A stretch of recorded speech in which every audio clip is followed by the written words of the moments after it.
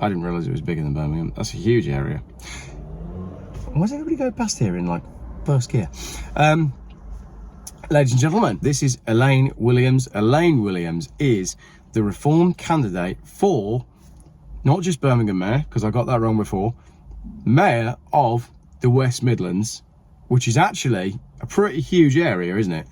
It is. It covers 7 authorities and potentially around about 2.8 million people live across those 7 authorities. So the current situation with the Mayor of the West Midlands is it's Andy Street for the Conservatives. That's correct. And Andy Street has been, I want to say lording it over, but that's probably not the right term. But Andy Street has been Mayor of the West Midlands for how long? Around about 7 years. 7 years, okay. And you, as of Friday, are an official contender on behalf of Reform to potentially knock him off his pedestal and give the areas back to the people, I think. Well, that's right, because the statement of nominations all had to be in by the end of last week. So there are 6 candidates that are running for West Midlands Mayor, but the majority of those will be running on the same platforms, but you will get the same old agendas, and it will become far worse. So, for example, we have net zero. You've probably all heard of net zero, but I can explain that a little bit if you want me to. Go for it. I think my viewers are probably well aware of the net zero stuff, but I think it's important that we understand what it is and where it's come from and how it impacts a mayor. So yeah, go for it. So at this current time, Andy Street wants to have net zero neighbourhoods all across the West Midlands. So this, for you and I, as the ordinary person, this will mean for our own homes, if we own them, eventually we will have to get rid of our boilers and have the lovely heat pumps. And the reason why I say lovely, which I'm being sarcastic about, is your homes will be a lot colder now than they are.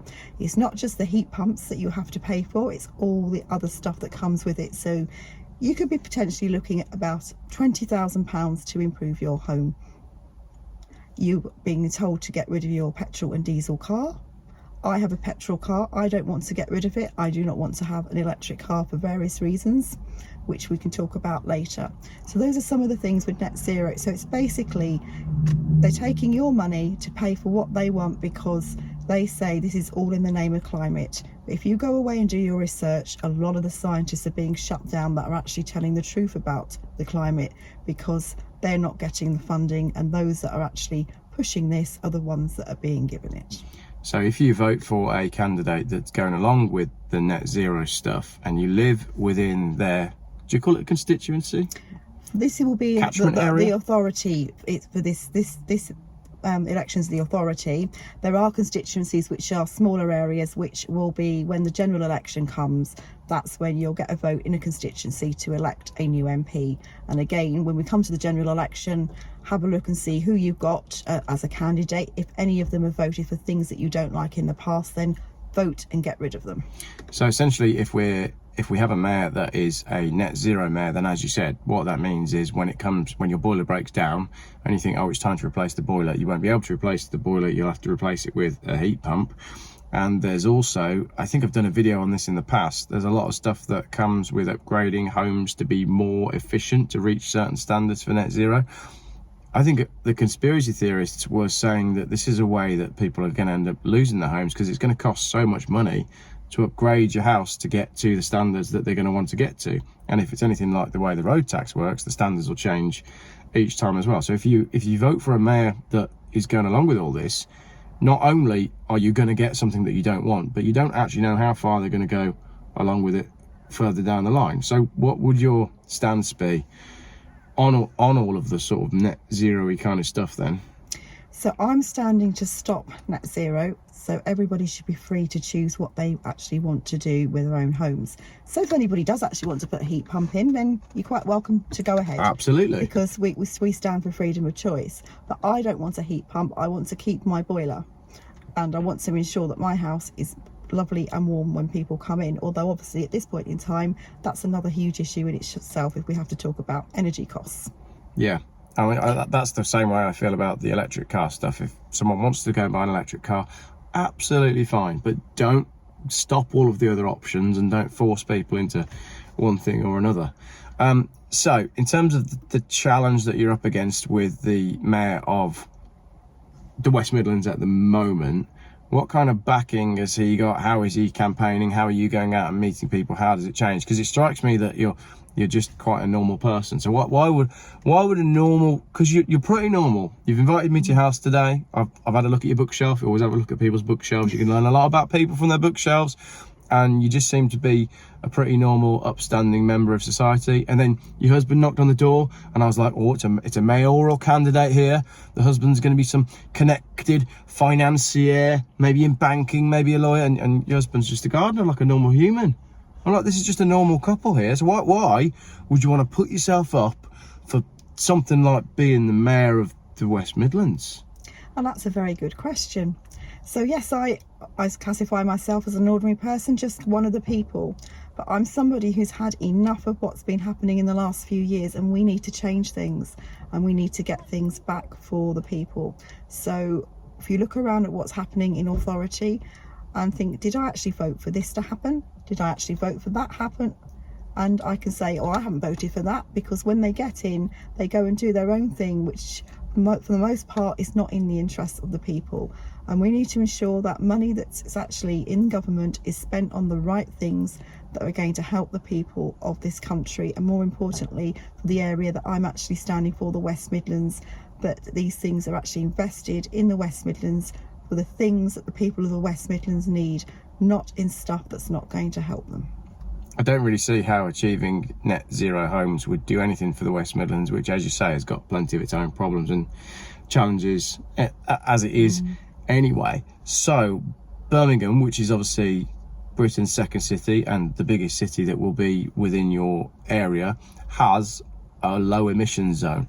Do you know if there's any evidence that the low emission zone has actually done anything positive for the area other than annoy people?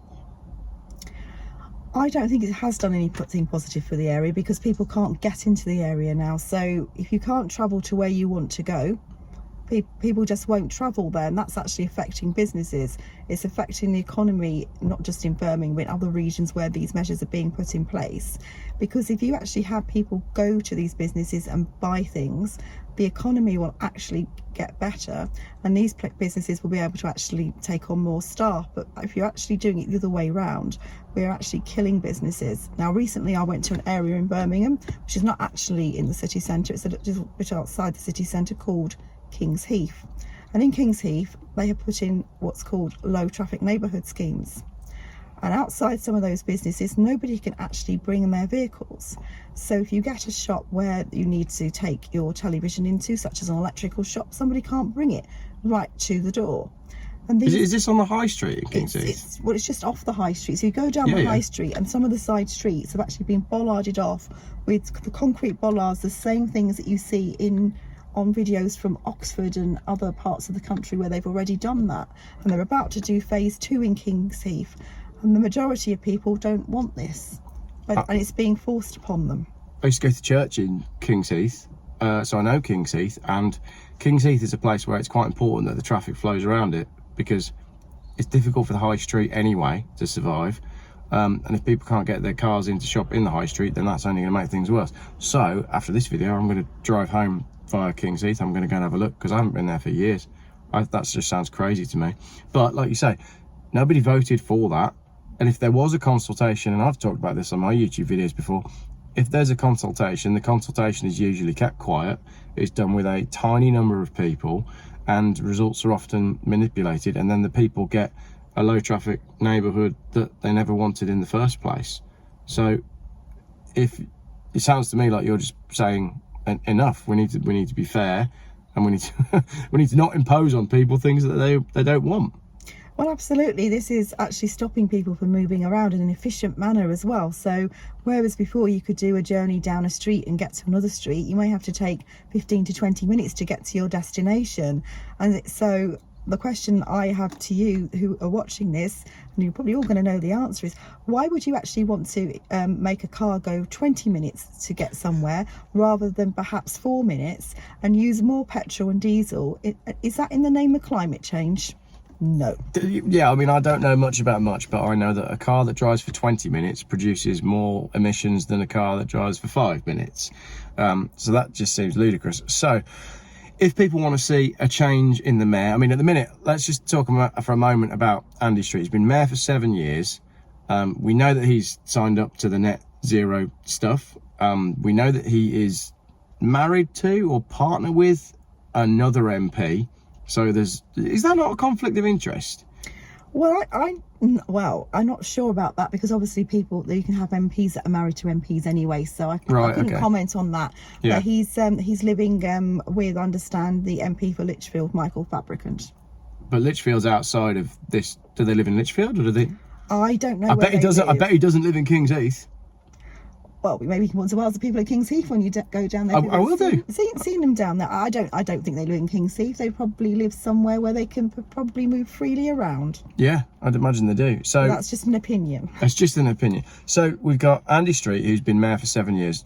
What do you think has improved in the last 7 years then? And this is my thing. So down where I am in West Worcestershire, we've had the same MP for I don't know how many years. But I don't think any of the constituents in that area can point to any one thing that have got better in that time. So if we've had Andy Street as mayor of, I keep wanting to say Birmingham, but it's bigger than Birmingham. This is a big area.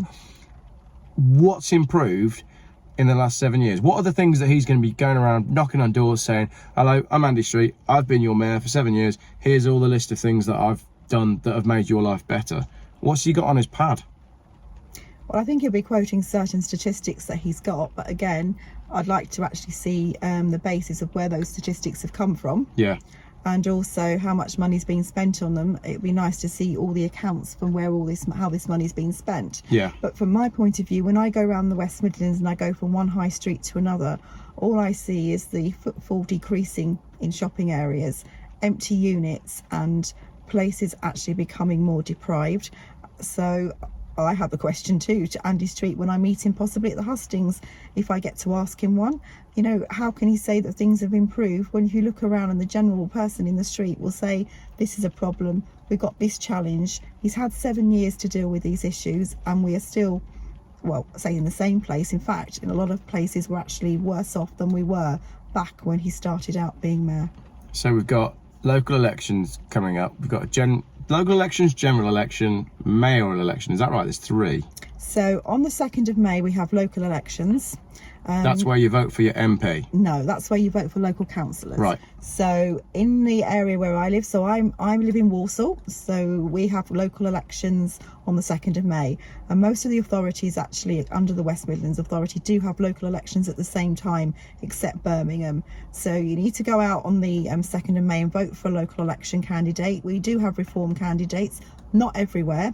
So if you can't vote for a reform candidate, then have a look and see who's on the ballot paper. If there's an independent, quite often I've looked to see what the independent stands for.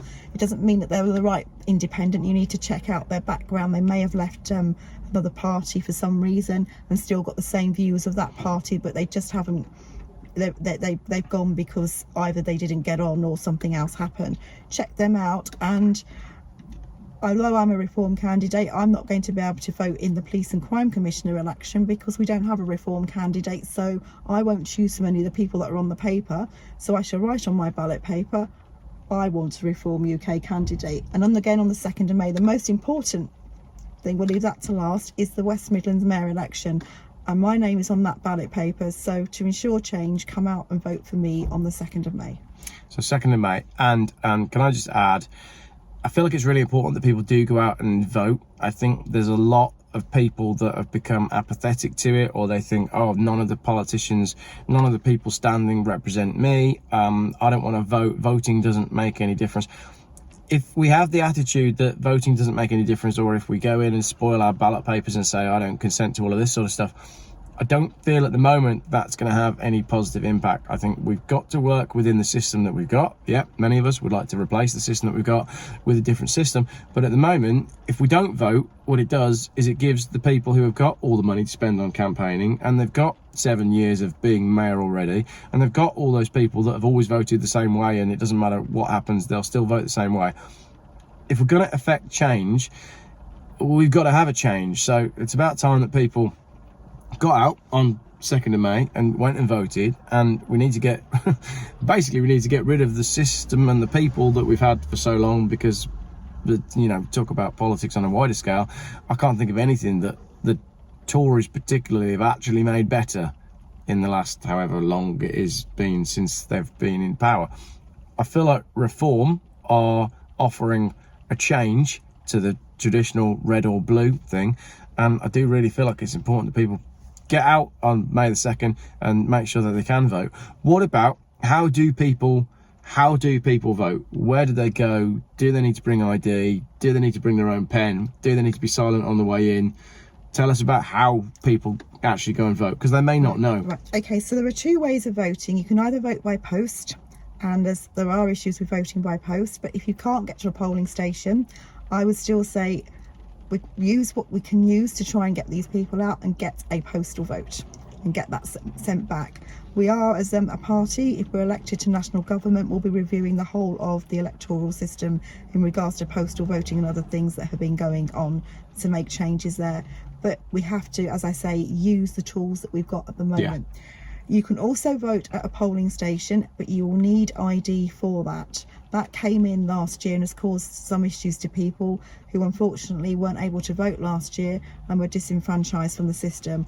And that's not the right thing. So we need to make sure that if you're going to the polling station, have a look and see if you've got ID that actually is on the list. You can use something that's old, provided it still looks like you. So if your passport has run out 2 years ago and you've still got it, you can use that.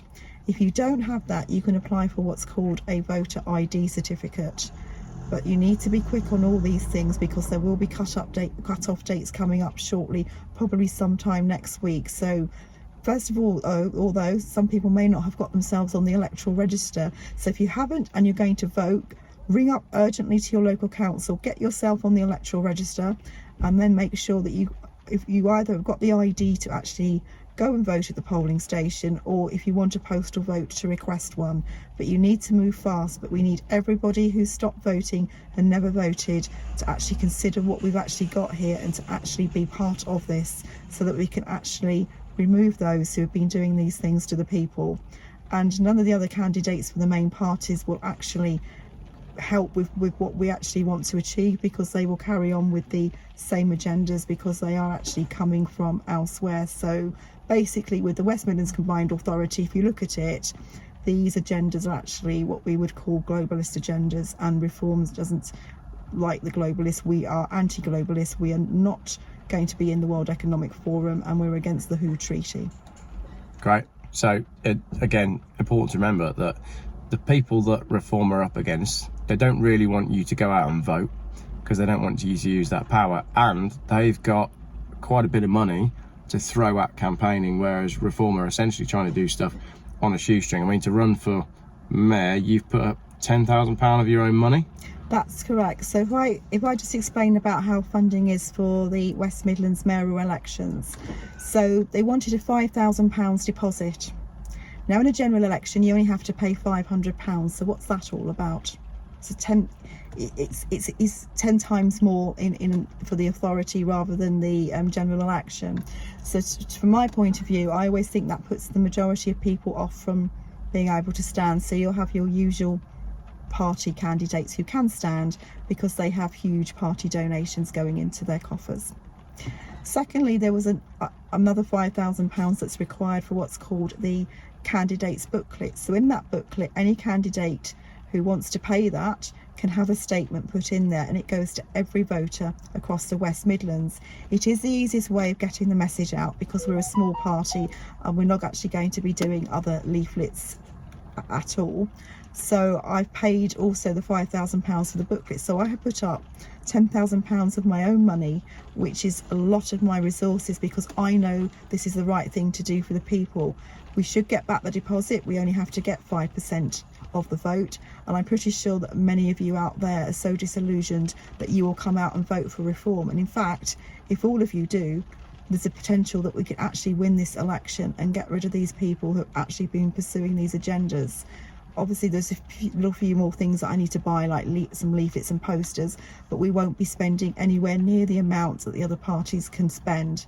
It's calculated on the basis of the number of people and also authorities, and they've calculated it's somewhere in the region of 180,000 to 181,000 that each party can spend. Well, that's candidate expenditure, and parties can get around it in other ways by having other things that actually don't pertain to candidates. So these people will be spending loads and loads of money on leaflets, adverts. I've seen adverts on billboards when I've gone up the M6 the other day, but we will not be doing anything like that. We are just doing what we can, getting out on the street, talking to people in each of the local authority areas at least once.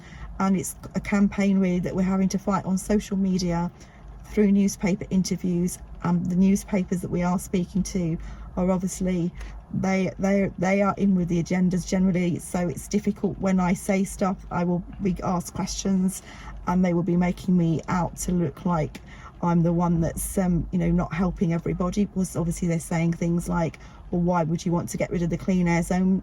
And it's about, we need to fight back for the people and what we got. So if you see this video and you know people that live in the West Midlands Combined Authority region who are going out to vote, share it with them, and then they can see what I stand for and get it out across the social media airways. And it's really important that people know that these things are going on and know just how much power the mayor, I can't say the word mayor, I really struggle with it, but I don't think people realise just how much power and influence the mayoral position actually has. Like, I didn't understand that it's much bigger than Birmingham. It was, you're talking about millions of people, and we do have the ability to affect change here. If people know that these elections are going on, if they know that there's an alternative to all of the mainstream, all the main parties that haven't achieved anything over the last 20 years, why not give reform a chance and see if we can affect some change? They certainly seem like they are making waves in the polls at the moment. Things are looking good, and I don't think the other thing as well that I want to say to people is,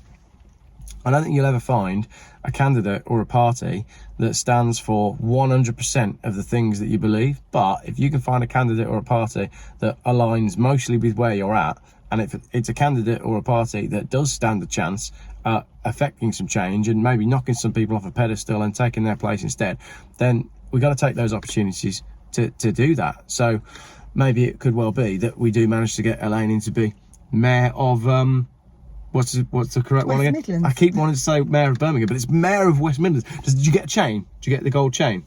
I don't know. You don't know? I know that the local authority ones have the gold chain, but yeah. I don't know what the West Midlands mayor has, so that will all be new, but so we'll see. So what other than opening swimming pools and swimming galas and going to schools with your chains on, what does Andy Street do day to day? Well, that's a good question. Quite often I see him in the papers having gone out and stood somewhere saying that he's been responsible for doing certain things, which like reopening, I've got money for this and money for that. Like ruining King's Heath, yeah, yeah, something like that. So it's quite often in photographs, but it's an interesting question, because at the end of the day, if I'm elected and get to actually be in that position, I can't actually answer exactly what Andy Street does day to day. He's the mayor and he oversees the West Midlands Combined Authority. It does look like if you go on their site, that he chairs certain meetings and he has meetings with each of the authorities' leaders to actually make decisions. But there's quite limited information out there as to exactly what does happen on a day-to-day basis. Okay. One last question, right? If I was to, this is a you versus Andy thing, yeah? Current mayor of the West Midlands. If I was to go in your phone and scroll down to B, would I find Bill Gates' number? Certainly not. And that's a very good question, because last week in the Express and Star, there was a headline article saying that Bill Gates may be coming to the West Midlands to head up a technology event, basically a fair about technology. So obviously it's quite clear to me that Andy Street has been speaking with Bill Gates, and they possibly met up and discussed things before when they've been out, and when he's been out on his travels, because he does travel globally. Andy Street travels globally. Yes, a lot of the stuff. What's he travelling? He's the mayor of the West Midlands. He shouldn't have to travel anywhere. I bet he hasn't been to King's Heath. Well, We'd have to ask him that. But, so if he's trying, maybe you should put it down. Go in and put it a bet down, and then you can see. This is a really good question then. So hang on a minute. He's overseen. When did the low emission zone come in Birmingham? It's during his stewardship of Birmingham, isn't it? The low emission zone has come in recent years. So I think since he became mayor.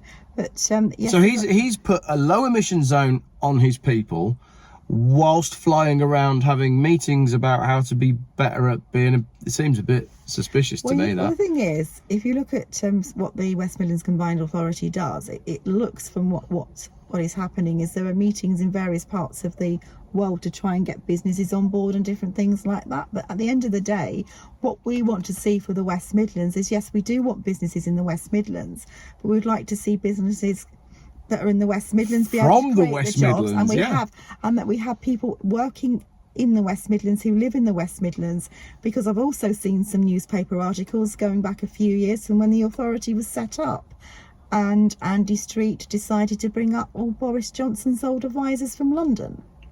Excellent. And the chief executive of the Combined Authority, which is similar to the chief executive you have in your local council, was hired from Suffolk Council. And these are all places like London, Suffolk. And then there was another article about somebody that was hired as an advisor who lived in Gloucestershire and wasn't even going to move to the West Midlands because they could work from home. So if we are supposed to be creating jobs for people in the West Midlands, I haven't quite reconciled that one yet. And you do sort of end up on the old joke of local jobs for local people. But if you're the mayor of the West Midlands, you should be helping businesses that are based in the West Midlands to flourish in the West Midlands, and doing things like introducing a low traffic neighbourhood in Kings Heath that stops people from going to those shops and businesses. You're actively working against the people that have voted you in. The things that are coming out from our local authorities and the Combined Authority these days are not what the people want. The people are led to believe certain things when you vote. You might vote on a manifesto or leaflets, but then the same thing carries on. I cannot remember a time when a manifesto was actually completed by a party. Absolutely. Do you? No. I mean, they all have these manifestos and they all promise the world, and then usually either things don't change or they get worse. But I learnt last night that Reform don't have a manifesto. That is true, because it's actually called Our Contract with You. Now, being a solicitor, the word contract, obviously I can explain as simply as possible to you all, but a contract means that we have to fulfil that with you, because if we don't, we're in breach of it. And we have actually set out in that contract, and now this is for national government general elections, I'll be clear about that. We set out what we would do in the first 100 days of a government, and then thereafter, and also in that document, because people will say, well, how can you afford this and how can you afford that? Quite rightly so. But we've set out how we plan to pay for all of this as well, and it's all in that document. So if you want to find out more, you can go on Reform's website and you can see our policies on there.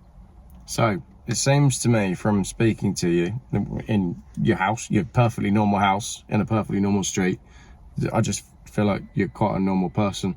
I don't know why I was expecting something. You meet politicians, we have a mayoral candidate, and you just think, well, maybe do they live in a high tower? Is everything made of ivory? But no, and your husband drives a little Citroen Berlingo van, I think it is, which I thought was great, by the way. It's probably got loads of miles on it, and it's definitely not ULEZ free.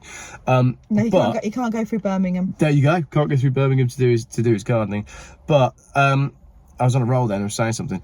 I feel like with Reform, you're more advocating a smaller level of government with more accountability, doing stuff what the people actually want, instead of huge government, no accountability, riding roughshod over the desires of the people after they've got the bums on the seats. So if Reform get in, can we honestly trust them to do stuff what's good for people? I believe so, because I wouldn't be with Reform. So I'm just, as I say, an ordinary person, and I want to fight and do what's right. But also, apart from those policies, we have principles as well. I'm not going to go through all the principles, and you might think, well, this is a strange principle to have, and I'll explain why I've just said that in a moment. But we actually believe that we will do in doing what's right for the people, and that politicians shouldn't actually just be going ahead and doing things for what they think. We are there for you, but at the moment we have politicians who just get elected and then they carry on doing what the party tells them to do because they're whipped. Basically, this whip technology, the whipping thing is basically is a party whip that if they don't do what they're told, they'll lose the whip and effectively become an independent. So they have to vote the way that they are told to vote by their own party. That's always confused me. And we don't have a whip. How I explain it is, I'm somebody who will fight for what's right for the people. If I don't believe that something is right, I wouldn't vote for it. Or if I did believe it was right and they were voting against it, then I would do that, because if I'm an elected person, I'm here to represent you, the people, not the other way around. The whip thing's always confused me, because what's the point in being an independent person that might be standing underneath a party that wants to go to Parliament to do things on behalf of your people, and then if the party says we're going to do X and you don't agree with it, but the whip says you have to agree with it, it just seems that is not a very nice way to run things. And that's me being quite naive, thinking I feel like these people aren't working for us at all and don't really care about the needs of the people, and I do feel like it's definitely time for some sort of change. Well, that's it. Otherwise you might have heard the term rebels as well. Sometimes I'll say, oh, there's a number of conservative rebels that are going to vote against the government. And they term these things because they're not doing what their party's told them to do. Yeah, which is bizarre that you can't freely think for yourself and work out what the needs are for your constituents, because you're then told what to do by the party. So, May the 2nd, that's when you got your chance to vote. We need to put some links in the video description for, what was the form that you said you could fill in if you haven't got your voter ID? You can make an application for a voter ID certificate. That's the one, the voter ID certificate. I'll put the link in the description so people can do that. Go out to your local polling station, which will probably be a school or a community centre, or... Generally, you will get up. If you're actually on the electoral register, you will have had a what's called a polling card by now, which will tell you where your polling station is. So it's just a card that came through the post, and it will say you go and vote at, so-and-so church or so-and-so community centre or so-and-so school. Last two questions for you. Do you like dogs? Do you like Volvos? Do I like dogs? These are deal breakers. Do I like dogs? I love dogs. You just met my dog and she's lovely. I got a dog that's half lab and half staff, and she will just, if you meet her in the street, she'll just want you to love her. She just loves everybody to bits. Yeah. I made the mistake of admitting on my YouTube channel the other day that I'm not really too much of a dog person. And people don't like it when you admit that you're not a dog person. I like cats and I've got children. I haven't got time for a dog. Your dog was quite lovely though. She liked you? Oh, good. That's a good sign then. Good. I'm glad about that. I thought I was going to lose some subscribers there. But she's quite chunky, isn't she? Because she's a lab. But now that you've told me she's half staff as well, it makes sense. Yes, so we have crossbreeds. So she eats like a lab. So for all those people who've got labs out there will know what you mean by that. And if she steps on me, it doesn't half hurt. Yeah. What about my Volvo? Is my Volvo okay? Yes, your Volvo is lovely. It's very comfortable. Can I keep my Volvo if you become mayor? If I become mayor, you can keep your Volvo. Can I drive it into Birmingham? I've got to get rid of the clean air zone first. Oh, all right. Well, we'll work on that. We're working on that one. Yeah. So brilliant. Well, he's arrived. Thank you very much, everybody, for watching. I was going to say, go on. So everybody should be free to choose the car that they want to drive. So although this is a Volvo, it's quite a big car. I personally wouldn't drive a Volvo because I like driving small cars. But if you want to have a big car, you want to have a Land Rover, you want to have whatever, you should be free to buy and have that choice. I think so. I mean, I wouldn't necessarily advise a Land Rover over a Volvo, which is what I heard you say there. But I do. Well, that's just an example because I think my agent's got a Land Rover. Oh, okay, got you. But off-road stuff. To be fair though, if you're in the West Midlands and you want to be mayor of this area, Jaguar Land Rover's just down the road. Should be supporting local businesses. So the fact that your agent drives a Land Rover is probably spot on. Well, there you go. I've just done some promotion of the business for the West Midlands and I'm not even mayor yet. Yeah, I wonder what Andy Street drives. I'm gonna have to try and find out. He might actually get driven around. He gets driven around? You never know, he could do, I don't know. I don't think he'd come and sit in my Volvo to have a chat, would he? Shall I try it? Shall I email him? Well, you could ask him. I'm going to do We that. should be fair to all candidates, shouldn't we? I think so. I think so. I don't think my MP is going to sit in my car to have a chat. But to be fair, I've got quite a large YouTube channel in the Worcestershire area, and really, it would be a good opportunity, wouldn't it? It would. I mean, you can only ask, but... I think she's terrified of me. Have you got anything else to say to get people to go out and vote? Anything else to add? Anything we didn't cover? Just one thing, when we were talking about people who haven't voted for a while or stopped voting. Now, this actually is deemed to be what's called negative voting. And what that means is that the other parties are really hoping that that's going to happen, because they know where all their supporters are and they can actually galvanise them to go out. But it's you who have stopped voting or never voted that they're absolutely frightened of, because they can't then work out their figures, they can't work out the opinion polls properly or anything like that. So just a fact from, I helped out in a by-election recently in Wellingborough, and Labour won that by-election. Everybody was going, oh, it's a massive win for Labour. Because of that, Labour's going to win this and Labour's going to win the general election. And when I looked at the figures, in the 2019 general election, they got 13,737 votes. In the by-election, they got 13,844 votes. Just 107 more votes in that by-election. Was that a huge win? I don't think so. It just shows they have core support. So those of you who have stopped voting or never voted, you are the key to this, and you can change things for the better for this country and for the West Midlands. I think so. I reckon give it a try. I reckon many of us for a couple of years now have wanted something different, and we've seen that things aren't going the way we want. And if this is what we've got, then we've got to give it a go, I reckon. Absolutely. Yeah. We've got to get things back for the people.